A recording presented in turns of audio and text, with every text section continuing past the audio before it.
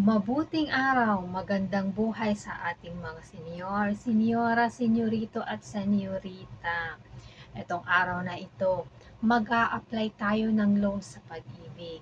Ano ang dapat nating ihanda para ma-approve ang ating loan sa pag-ibig dahil ganun pa din ang rate ng pag-ibig loan, 1.458% per month. Mas mababa kumpara sa mga financial institution.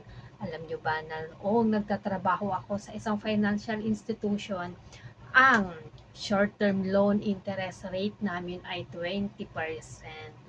Ang declared interest rate doon ay 12% lamang.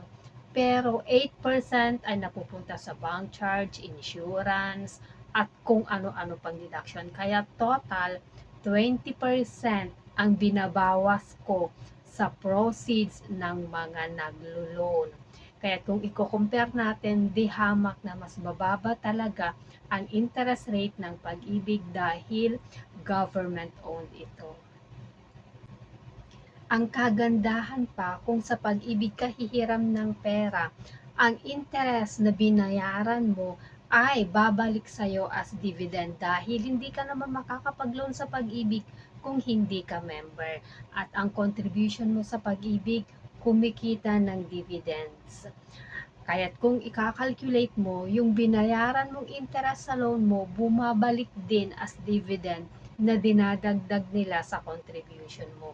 Kaya't mas maganda talaga na sa pag-ibig ka humiram ng mga short-term loans. Ang kagandahan pa niyan, meron ng 1 year, 2 years, at 3 years to pay.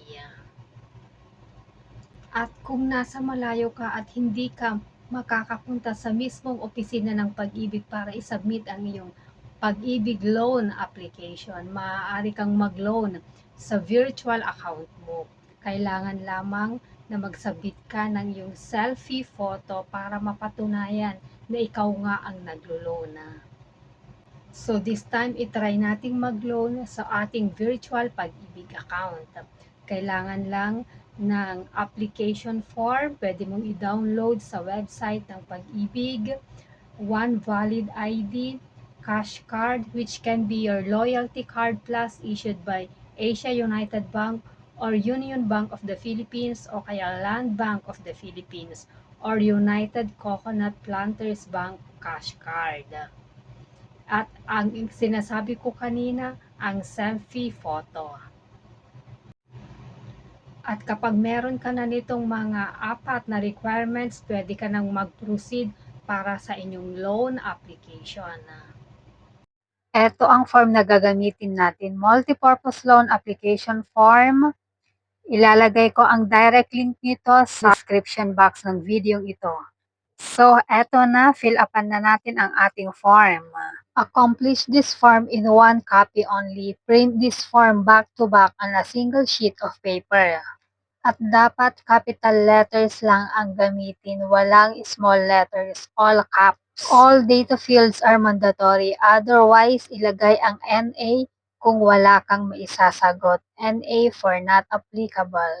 Isulat dito ang pag-ibig mid number, application number NA. Last name, first name, name extension, middle name, maiden middle name, no middle name, check if applicable only. Araw ng kapanganakan, lugar ng kapanganakan. Complete mother's maiden name, nationality, sex, marital status, citizenship, email address, permanent home address, kasalukuyang tirahan o present home address. Kung isang OFW, ilagay ang address abroad. Employer or business name. Employer business address.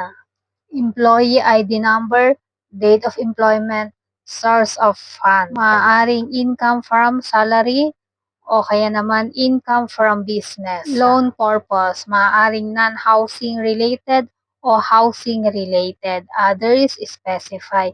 Kahit ano na dyan, walang verification na mangyayari.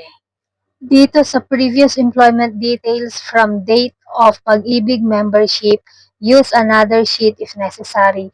Kung hindi kasya ang space na ito, gumamit pa ng isang papel para mailagay lahat ang pangalan ng employer o kaya business name, employer or business address at ang coverage period. At pirmahan.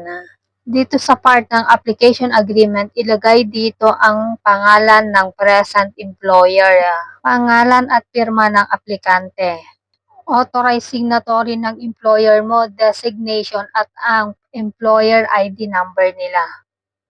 Next, sa promissory note part, ilagay dito ang loan amount. Dito sa part na ito, ang amortization amount o yung monthly na babayaran mo. At ang buwan kung kailan ka mag-uumpisang magbayad. Pirma at pangalan ng dalawang witness. Pirma at pangalan ng aplikante. At last, signature of applicant.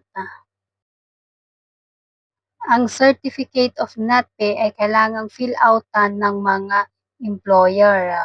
Latest certificate of net pay. Name of borrower for the month of kung ano ang last salary na natanggap. Basic salary amount, add allowances, equals gross monthly income. Less deductions. Maaaring meron kang deductions for company loan, equals net monthly income.